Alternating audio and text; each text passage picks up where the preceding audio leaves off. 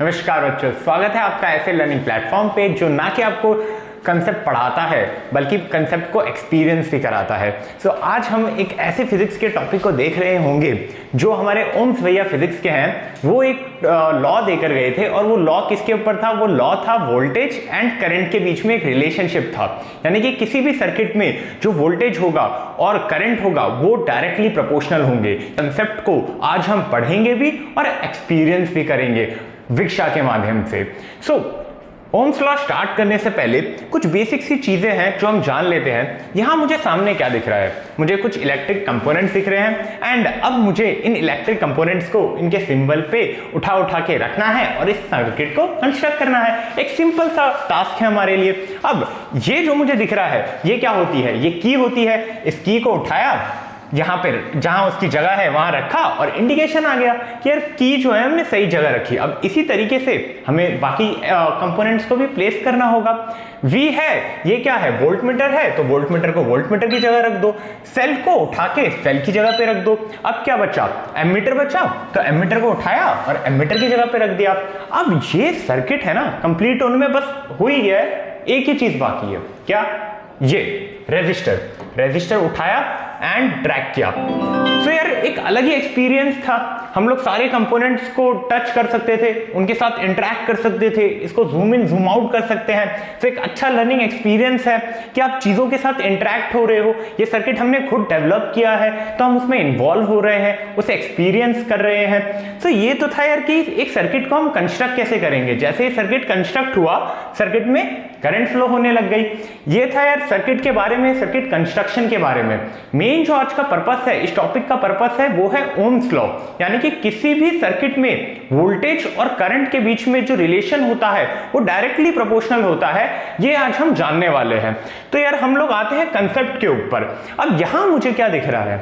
एक सर्किट दिख रहा है। ये सर्किट में अभी हमें क्या करना है? अभी हमें यहां सेल्स देने हैं। ये सेल्स यहां हाईलाइट हो रहे हैं और कितनी ही आसानी से मैं सेल्स को उठा रहा हूं। एकदम लैब वाली फीलिंग आ रही होगी कि सेल उठाया, जहां दिख रहा है आप कहीं भी रख दीजिए, अपनी सलाह अनुसार कहीं भी रख दिया मैंने उसको। ठीक है, यहां सेल को जैसे ही मैंने रखा, अब क्या आ गया? की जो है वो हाईलाइट हो रही है। अब जैसे ही मैं की को क्लोज यहां क्लिक किया तो की भी क्लोज हो गई। एकदम एक्चुअल लैब वाली फीलिंग आ रही होगी। अब जैसे ही यहां पे मैंने की क्लोज किया, सर्किट में करंट फ्लो होने लग गया। वोल्टेज की रीडिंग आई 1.5 वोल्ट और करंट की क्या रीडिंग आई? करंट की रीडिंग आई 0.75 एम्पियर। ठीक है, अब यहां पर हमें क्या बोला जा रहा है कि रीडिंग नोट कीजिए। यार देखो, ऑब्जर्वेशन टेबल भी है, ये जूम करके मैं दिखा रहा हूं आपको कि यहां ऑब्जर्वेशन टेबल है जहां सर्किट में जो करंट की वैल्यू है उसे अभी हम नोट करेंगे। तो हमने नोट कर लिया। लैब में जैसे हम लोग कॉपियों में करते हैं ना यार, वैसे आप डिजिटल वे में कर रहे हैं कि यहां पर हमने क्या किया है? करंट की वैल्यू नोट कर ली है। अब हम उस सर्किट में पोटेंशियल डिफरेंस की क्या वैल्यू है वो भी एक क्लिक से नोट कर लिया। ठीक है, अब ओम्स लॉ का जो मेन पर्पस था कि V/I की क्या, उनका रेशियो का वैल्यू क्या आएगा, अब वो देख लेते हैं। तो V/I को हमने कैलकुलेट किया तो उसकी वैल्यू आ गई। अब एक और इसमें इंटरेस्टिंग चीज है, यहाँ पे क्या है? मैं जैसे यहाँ क्लिक कर रहा हूं ना, ग्राफ आ जाता है और यहाँ पे मैं प्लॉट भी कर सकता हूं। ठीक है, मैंने इस पॉइंट को क्या किया? प्लॉट कर दिया। जैसे ही मैंने प्लॉट किया, वो जो पॉइंट था वहां पे ग्राफ में प्लॉट हो गया। अब उसी तरीके से बाकी सारे सेल्स को उठा के क्या करना है? रखना है और वोल्टेज और करंट की जो है वैल्यूज नोट करनी है। एक सेल बढ़ा दिया तो वोल्टेज की वैल्यू बढ़ गई एंड करंट की भी वैल्यू बढ़ गई, लेकिन जो V/I का रेशियो था ना वो क्या रहा? वो कांस्टेंट रहा। ठीक है, अब वापस से इसको हमने क्या किया? प्लॉट कर दिया इस पॉइंट को भी ग्राफ पर। देखिए, जैसे ही मैंने प्लॉट पे क्लिक किया, यहां आप देख सकते हैं यहां पर ये ग्राफ में ये आ गया। ठीक है, अब क्या करना है? एक और सेल उठाना है, उसे ड्रैग करना है। ड्रैग जैसे ही किया, सेम प्रोसीजर, करंट की वैल्यू नोट की, वोल्टेज की वैल्यू नोट की। वापस से वही चीज ऑब्जर्व कर रहे हैं कि I की वैल्यू बढ़ रही है, V की वैल्यू बढ़ रही है, लेकिन V/I क्या आ रहा है? कांस्टेंट आ रहा है। वापस से एक और सेल उठाया, उस सेल को हमें क्या करना है? इस पहले पॉइंट को प्लॉट किया। अब वापस से इस सेल को उठा के हमने रखा, वापस से वोल्टेज की वैल्यू बढ़ी, करंट की वैल्यू बढ़ी, लेकिन V/I का रेशियो कांस्टेंट रहा और इस पॉइंट को भी हमने क्या किया? प्लॉट कर दिया। अब यहां एक चीज देखने वाली है कि जो V/I है वो कांस्टेंट रह रहा है, वोल्टेज बढ़ रहा है, करंट बढ़ रहा है लेकिन V बाय I की जो वैल्यू है वो कांस्टेंट रह रही है, और वो कांस्टेंट क्या कहलाता है? वो कांस्टेंट कहलाता है आपका क्या कहलाता है? R। वो कांस्टेंट आपका क्या कहलाता है? R कहलाता है। ठीक है, V बाय I आपका किसके इक्वल हो जाएगा? R के इक्वल हो जाएगा। ठीक है, ये चीज हो गई। चलिए, अब ये चीज तो हमें क्लियर हो गई।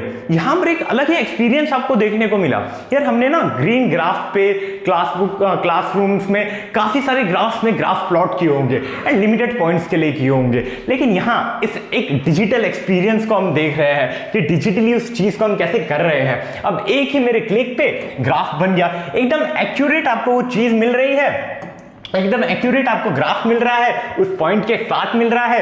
एंड ओम्स लॉ का एक कंसेप्ट इस तरीके से भी आप जान सकते हो। यहां हमने क्या लिया यार? यहां पर हमने सेल लिया था तो वोल्टेज की कुछ लिमिटेड वैल्यूज आ रही थी। अब आगे चलते हैं और देखते हैं कि किस तरीके से हम वोल्टेज की वैल्यू को भी वेरी कर सकते हैं। तो उसके लिए हमने क्या लिया, यहां देख सकते हो यार, आप पावर सप्लाई ले रखा है आपने।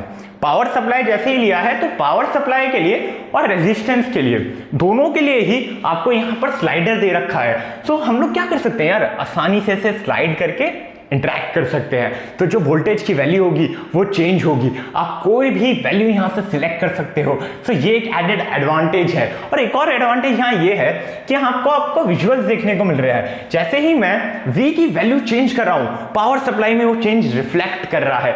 Same case with resistance. यहां देखिए, रेजिस्टेंस में जैसे बढ़ा रहा हूं तो वहां जो वेरिएशन आ रहा है वो आप यहां देख सकते हैं। तो विजुअलाइजेशन के लिए कितना आसान हो चुका है ओम्स लॉ कि मैं वोल्टेज बढ़ा रहा हूं तो क्या इफेक्ट आ रहा है, मैं रेजिस्टेंस बढ़ा रहा हूं तो क्या इफेक्ट आ रहा है। अब मेन पर्पस क्या है? अब मेन पर्पस है V और I के बीच में ज्यादा से ज्यादा हम लोग क्या लें, पॉइंट्स लें और ग्राफ को प्लॉट करें। तो यहां पे मैंने क्या किया, सर्किट क्लोज करने के लिए की दवाई की, जैसे ही दवाई सर्किट में करंट फ्लो हो गया। और एक और चीज है यहां पर, सर्किट में ना दो टाइप के करंट फ्लो होते हैं, एक होता है कन्वेंशनल करंट और दूसरा होता है इलेक्ट्रॉन करंट। कन्वेंशनल करंट जो अभी फ्लो हो रहा है, जिसे ब्लू कलर से हमने इंडिकेट किया है, विथ माई सिंपल क्लिक अब हम यहाँ पे इलेक्ट्रॉन करंट को देख सकते हैं। दो अलग अलग तरीके के करंट को भी हम विजुअलाइज कर सकते हैं विथ अ सिंपल क्लिक। ठीक है, जैसे ही क्लिक किया आपके दोनों करंट है, अब एक क्लिक किया तो सिर्फ कन्वेंशनल करंट रहेगा, फिर एक और क्लिक किया तो आपका इलेक्ट्रॉन करंट आ जाएगा। ये चीज हो गई। अब हम लोग सिंपल सी चीज करने वाले हैं यार, V और I की वैल्यू लेंगे, ग्राफ में प्लॉट करेंगे। तो हमने क्या करना है, यहां पर वोल्टेज की वैल्यू चेंज करेंगे। वोल्टेज की वैल्यू मैंने ले ली 41, ठीक है। उसके लिए आपकी करंट की वैल्यू आ जाएगी 0.350, R आपका क्या है 117, तो I आपका कैलकुलेट हो गया। अब रीडिंग को नोट कर लीजिए, तो ग्राफ में आ गई, जहां पे आप मल्टीपल रीडिंग्स ले सकते हो। V की वैल्यू चेंज करो, I की वैल्यू आई, रीडिंग नोट करो। वापस से V की वैल्यू चेंज करो, नोट रीडिंग। V की वैल्यू चेंज की, नोट रीडिंग। यानी कि आप वोल्टेज की किसी भी वैल्यू पे आप यहां ग्राफ प्लॉट कर सकते हैं। एक और वैल्यू चेंज की, एक और रीडिंग ले ली, अब आप ग्राफ प्लॉट कर सकते हो। और 5 ही पॉइंट नहीं, आप 5, 10, 15, 20 कितने भी पॉइंट्स ले लीजिए, लेकिन जो ग्राफ आएगा ना वो क्या आएगा, वो आपका V बाय I का एकदम स्ट्रेट लाइन आएगा। यहां एक और वैल्यूज ले लेते हैं हम, ठीक है। तो यहां पे प्लॉट ग्राफ किया और ये क्या आया, एक स्ट्रेट लाइन आई, ठीक है। ये स्ट्रेट लाइन क्या दिखा रहा है, ये स्ट्रेट लाइन, ये ग्राफ का ये नेचर हमें ये बता रहा है कि जो सर्किट में हमारा वोल्टेज है वो हमारे करंट के यानी कि हमारे I के यानी V is directly proportional to I, ये स्ट्रेट लाइन हमें बता रहा है। एंड यहाँ पे विकशा का एडवांटेज ये था कि आप n नंबर ऑफ पॉइंट्स के लिए इस प्रूफ, इस ओम्स लॉ को वैलिडेट कर सकते हो कि V की कोई भी वैल्यू ले लो, R की कोई भी वैल्यू ले लो और V is equal to IR आप यहाँ पर प्रूफ कर सकते हो। यहाँ पे n नंबर ऑफ वैल्यूज है, आप स्लाइडर की मदद से कोई भी वैल्यूज ले सकते हो, ठीक है। तो काफी अच्छा तरीके से हमें ओम्स लॉ यहाँ पे समझ आ सकता है। सो ओम्स लॉ का एक बार रिवीजन मार लेते हैं यार।